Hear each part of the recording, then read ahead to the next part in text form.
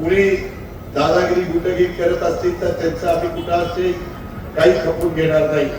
मी वेळ पडली तर वाईटपणा घ्यावा लागला तरी चालेल, परंतु या बीड मधल्या विकृत लोकांना सरळ करण्याचं काम मी निश्चितपणे त्या ठिकाणी करणार आहे. कोण किती मोठ्या बापाचा असो किंवा कोण किती मोठ्या राजकीय नेत्याच्या जवळचा असो, त्याचा काही मला घेणं देणं नाही. मी सरळ करणार म्हणजे करणार, आणि जोपर्यंत माझ्यामध्ये ती ताकद आहे तोपर्यंत मी मागे हटणार नाही, हा विश्वास देखील मी आपल्या सगळ्यांना देतो. मात्र या निमित्ताने मी आपल्या सगळ्यांना सांगू इच्छितो की बीड आणि बीडकरांची बदनामी करणाऱ्या गोष्टी आपल्याला थांबवायच्या. त्यासाठी प्रत्येक बीडवासियांनी एकत्र येऊन जातीय सलोखा निर्माण करायचा. समाजामध्ये कुठल्याही परिस्थितीत ते निर्माण होणार नाही. कुठल्याही चुकीच्या पद्धतीच्या विरोधात आवाज उठवण्याची गरज असेल त्यावेळेस तो आवाज उठवला पाहिजे. जे चुकत असेल ते थांबवलं पाहिजे. हे करत असताना कुठल्याही परिस्थितीत समाजामध्ये जातीमध्ये दुरावा निर्माण होणार नाही याची काळजी आपण सगळ्यांनी घेतली पाहिजे. कुठं दुरावा दिसत असेल तर तो आपल्याला संपवायचा आहे. बीडला पुन्हा एकदा विकासाच्या वाटेवर आपल्याला सगळ्यांना मिळून घ्यायचं आहे. मी आता प्रेस घेत होतो, अक्षरशः प्रेस मध्ये काही पत्रकार काय प्रश्न मला विचारत होते, मी ज्याची उत्तरं दिलेली आहेत तेही प्रश्न पुन्हा ते विचारत होते. अशा पद्धतीने वागू नका. तुम्हाला ब्रेकिंग न्यूज किंवा तुम्हाला त्या ठिकाणी टीआरपी वाटण्याच्या करता ज्या पद्धतीनं काही जण जरा वेगळ्या प्रकारचा विचार करतात, तो काही बाबतीमध्ये समाजाला अडचणीचा करतो आणि त्याच्यातून नाहक बदनामी ही कधी कुठल्या शहराची होती हे पण आपल्याला विसरता येणार नाही. आणि म्हणून त्यांच्या दोघांच्या या योगदानाबद्दल मी त्यांच्या मनापासून अभिनंदन करतो. खरं तर परवा 30 तारखेला गुढीपाडवा झाला.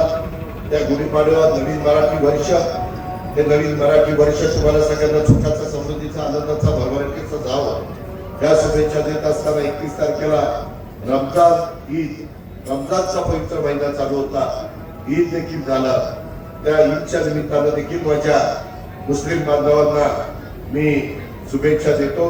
प्लॅटफॉर्म आणि सोशल मीडियानं माध्यमांचं रूप पालटवलेलं आहे.